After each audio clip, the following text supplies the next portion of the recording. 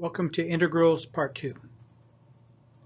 All right, so just to review from our last video, integrals are also known as antiderivatives, and the whole purpose is to work backwards from a given derivative to find the original function. So we're working backwards. So we're given dy dx, and we're trying to solve for y equals whatever. And the final bullet here is the general form on how to manipulate the integral back to the original function. Right, so example number 1 is asking for the integral of x times the cubed root of 5x squared minus 1. And I've got our little general form here on how to manipulate everything. But the first thing we're going to do, the first bullet point we're going to do is we're going to get the 5x squared minus 1 looking how we want it to look so that we can then do the math. So we're going to rewrite that square root to raise that quantity to the 1/3 power.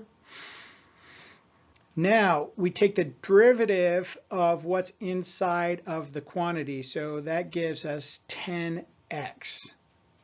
We see that we're missing a 10 on the outside of the quantity, so we're going to add that 10 in, but when we add that 10 in on the third bullet, we need to multiply the whole entire equation by 1/10, the reciprocal of whatever we want put there. Now that step right there allows us to take the integral of just the quantity, treat the entire quantity as an x. And so now you've got the 1/10, the integral is equal to 1/10 times our x to the n plus 1 power divided by the n plus 1 power plus c. Now we're going to do the algebra part on the right side of the equation and just clean that up. And then our final bullet point, we return to the original question. And it's nice to make it look like how it was originally asked. So that's the x times the cubed root of 5x squared minus 1 is now equal to 3 times the quantity of 5x squared minus 1 raised to the 4/3 power divided by 40 plus c. Okay, so now we're doing kind of a compound question. We've got the integral of the quantity 3x squared plus 2 in quantity plus the quantity x to the cubed power plus 2x in quantity, all raised to the 3rd power. Okay.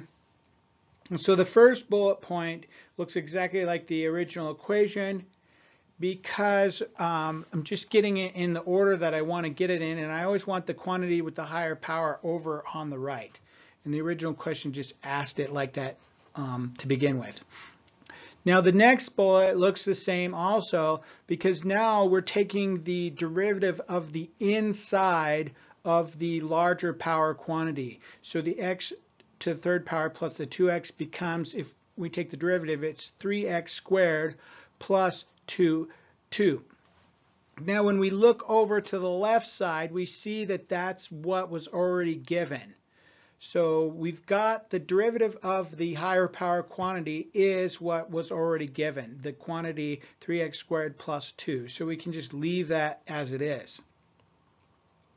But now we know that we can take the integral of the x to the cubed plus 2x quantity raised to the 3rd power and put that into our form, our general form. And we've got, that gives us x to the n plus 1 over n plus 1 power plus c.